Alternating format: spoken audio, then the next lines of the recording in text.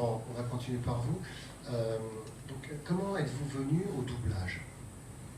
Alors, j'ai eu la chance de venir au doublage sans vraiment le chercher, parce qu'au conservatoire, justement, au concours du conservatoire, il y avait un monsieur qui est venu aux Journées de Juin, qui s'appelle toujours Jean-Pierre Dora. Donc c'était il y a fort longtemps, et qui m'a fait faire des essais l'année d'après sur Bridget Fonda. Et donc voilà, j'ai doublé mon premier film pratiquement en sortant du conservatoire. C'était un film de Bertolucci, Little Buddha. Voilà. Et puis ensuite j'en ai fait assez rarement au départ. Enfin, chaque année je faisais un film. Et puis j'ai eu la chance de doubler Andy McDowell dans 4 mariages et un enterrement à Toulon. Voilà. Vite, ça a été... Bon voilà, on a un petit peu finalement, plus... vous avez commencé très vite à faire un premier rôle, finalement. Bah oui. Vous n'avez pas fait comme certains font des ambiances, enfin pas vraiment... Voilà, par chance, j'ai eu un parcours. Même question pour Alexandre et Olivia. Comment vous êtes venu au doublage?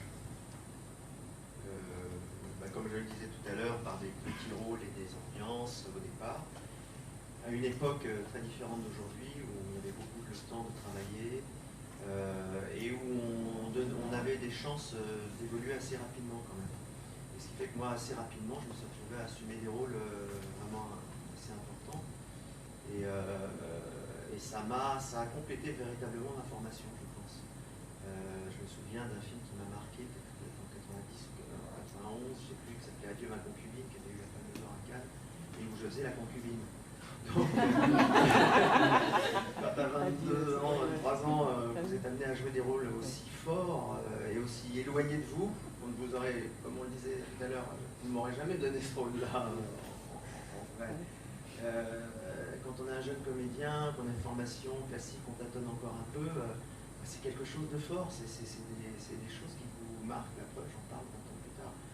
Et il y a eu pas mal de rencontres comme ça, parce que je ne peux pas citer tout ce qu'il y a eu, mais ça a démarré quand même relativement vite, et puis aussi à l'époque, il y avait moins de comédiens sur le marché, si on peut dire. Et donc, moi c'est vrai que je suis allé assez vite sur cette branche-là, parallèlement au théâtre, mais voilà, je menais les deux de front, et quand vous avez un emploi et qui fonctionne, et puis à l'époque, c'était moins cloisonné, il y avait peut-être moins d'exigences aussi, même de la part des chaînes, des directeurs, et puis des clients. Donc on était vraiment, il y avait vraiment du travail, et il y avait du beau travail parce qu'on avait le temps. Même pour les séries, on avait beaucoup de temps, parce qu'il n'y avait pas la technique d'aujourd'hui. Aujourd'hui, on va d'une scène à une autre en un quart de seconde. À l'époque, je me souviens, j'ai connu la fin de ça, c'était à la boucle. On déchargeait une boucle, on la rechargeait, on la déchargeait, on la rechargeait, et les boucles, elles font 30 secondes, 40 secondes. Donc ça vous laisse un temps infini de travail. Et on avait vraiment le temps. Aujourd'hui, on a moins ce temps. Odile a commencé à nous citer quelques actrices qu'elle a doublées à ses débuts. Vous pouvez nous citer également des acteurs que vous suivez peut-être toujours encore maintenant, mais... Il y a Joshua Jackson que je suis assez régulièrement. Après, il y a toujours un ou deux films qu'on ne fait pas. C'est quelle raison, mais c'est comme ça. Il y a David Charvet que j'ai fait quasiment tout le temps. C'est un immense comédien, mais enfin bon, c'est un beau gosse. Il y a depuis Le Seigneur des Anneaux, Elijah Wood, que je fais quasiment tout le temps. Il y a Ryan Gosling que je fais assez régulièrement, mais là aussi, selon les clients, selon les directeurs artistiques, selon les chaînes, ou je ne sais quoi, on ne change pas, et ça fait partie du jeu, vous l'acceptez.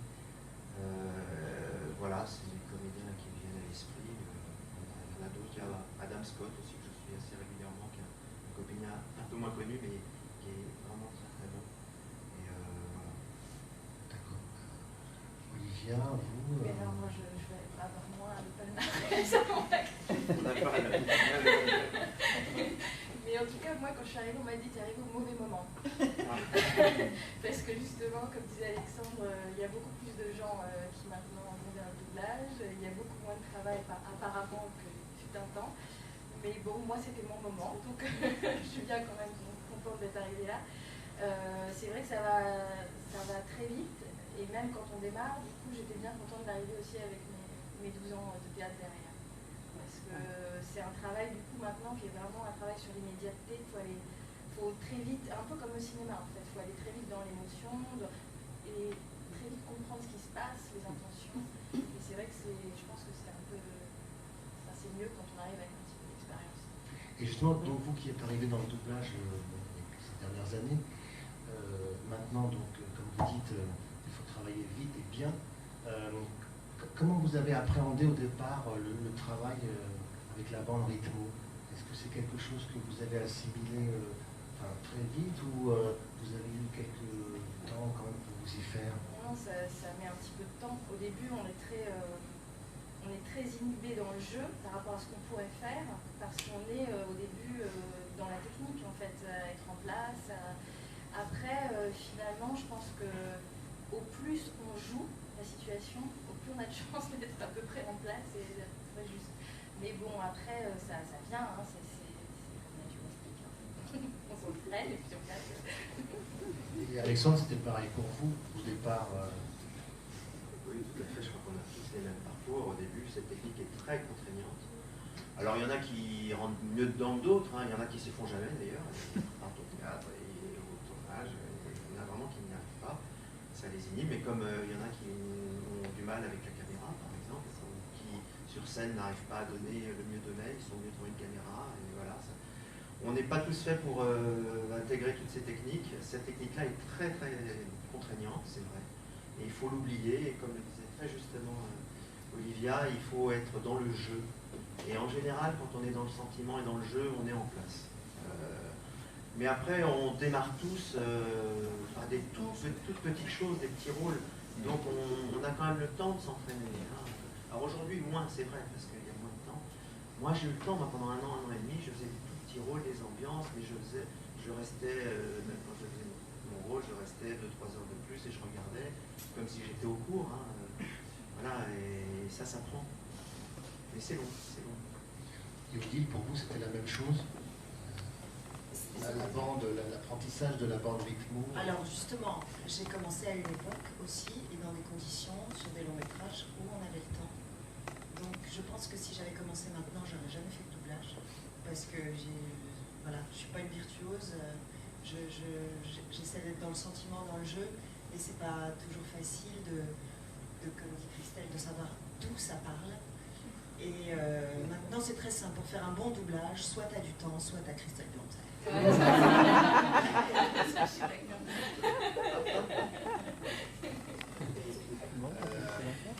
Avant de parler à Christelle de son parcours de comédienne aussi, mais de directrice artistique, peut-être encore une question pour vous. Est-ce que vous avez vous l'avez évoqué en partie tout à l'heure, un meilleur souvenir de doublage, pour quelle raison? Un film qui vous a particulièrement plu, à doubler, une actrice à doubler, quelque chose, oui. Non, il y en a eu beaucoup, mais je crois que Fringe a été une grosse partie de cette bonne partie. C'était pas la première fois que vous doubliez une série télé? Non. Non. La précédente, pour un rôle important, c'était Jardin secret. Et sinon, j'ai aussi joué dans Lost. Voilà. Et oui. Charlotte, qui était une rousse. Voilà. Qui meurt assez vite, oui, elle meurt. Mais comme elle arrive tard, en plus, elle est restée sur 2-3 saisons. Oui, voilà. Et elle est apparue dans Fringe, à un moment donné, j'ai pas pu la doubler. T'es là, toi. Non, mais je la double à chaque fois. Et vous pensez que vous allez pouvoir la suivre, cette comédienne? De Lost? Non, Olivia. Olivia. Anna Torv. Ouais. Oh, j'espère. Vraiment, j'espère. Ouais, parce que bon, pour l'instant, elle n'a pas vraiment fait de film. Non, mais là, j'ai regardé sur Internet, elle tourne une nouvelle série pour,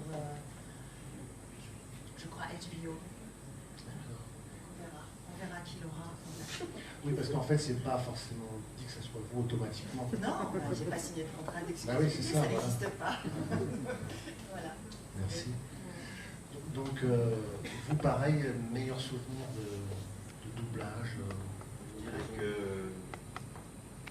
moi, c'est toujours un plaisir, même après tout ce temps, de venir travailler le matin, comme je dis, et donc chaque expérience pour moi est un plaisir. Alors bien sûr, il y a des plaisirs plus intenses que d'autres. C'est vrai que Fringe, c'est une série qu'on racontait parce que c'est un travail, je dirais, un peu nouveau qu'on a abordé avec Christelle, que je ne connaissais pas. Et ça, c'était assez nouveau quand même. Et en même temps, des souvenirs. Là, on a dans la salle le directeur artistique de Breaking Bad, qui est une autre série. Qui est Guillaume Orsin, qui est caché au fond de la salle. Et Breaking Bad, ça restera aussi, je crois, une série très très forte qui va rester, parce que là aussi, c'est un personnage, la série est magnifique. Et le personnage que j'ai interprété m'a vraiment marqué, parce que c'était tellement aux antipodes de moi. Là, il a fallu aussi chercher des choses très profondément inconnues, des horizons inconnus, et ça m'aura marqué. Après, je peux vous citer Adieu ma concubine, oui, 20 ans plus tard, ce doublage m'a marqué. J'ai le souvenir aussi d'un film qui est passé inaperçu, qui s'appelait Da, qui c'est un film irlandais, pareil dans les années 90. C'était un film magnifique, la relation entre un père et son fils, c'était magnifique. Voilà, il y a on rencontre le Seigneur des Anneaux aussi, c'est une très belle aventure, Seigneur des Anneaux. Même si techniquement c'était un peu contraignant, mais c'était une très très belle aventure. Parce que j'imagine que sur ces grosses superproductions, l'image doit être complètement voilée, alors pas tout le temps, mais des fois on voit juste le personnage quand il parle, et quand il n'est pas en gros plan, l'image ne s'ouvre pas, donc on ne sait pas très bien où il est. Alors il faut vraiment être à l'écoute du sentiment. Pour l'ingénieur du son, c'est absolument... Mais là, le directeur artistique, il vous aide à jouer quand même. Oui, Parce que là, il vous explique la situation. Oui, là, il est censé de bien la connaître, mais voilà, il faut vraiment aller piocher dans son imaginaire aussi quand même. Voilà, bon souvenir. Merci. C'est pareil, hein, ce sera plus court. Pour rejoindre ce que disait Odile, c'est vrai que de travailler avec Christelle, peu importe le rôle, c'est à chaque fois des grandes expériences, parce que c'est quelqu'un qui dirige extrêmement bien. Donc on se sent, même si ça va vite, on se sent en confiance. Et puis sinon, il y a une série forcément qui pour moi est importante, parce que j'ai une récurrente depuis 2 saisons, donc ça me permet aussi d'avancer. Et puis j'adore cette série, c'est dans Newsroom. Je fais sur sa vie, sur une journaliste économique.